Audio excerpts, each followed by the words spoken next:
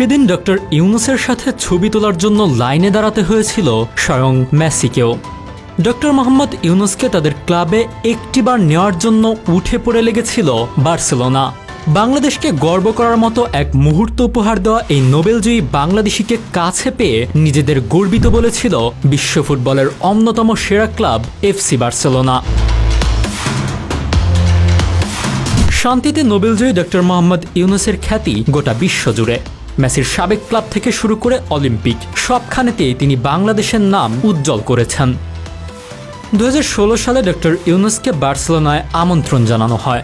ক্রীড়া জগতের জনপ্রিয়তাকে কাজে লাগিয়ে সামাজিক ব্যবসার মাধ্যমে সামাজিক রূপান্তরের লক্ষ্যে বহুদিন ধরেই কাজ করছিলেন দেশের একমাত্র নোবেলজয়ী ডক্টর ইউনুস। সে লক্ষ্যেই 2016 সালে তার রচিত এ ওয়ার্ল্ড অব 3 জিরোস শীর্ষক বইয়ের স্প্যানিশ ভাষার সংস্করণের উদ্বোধন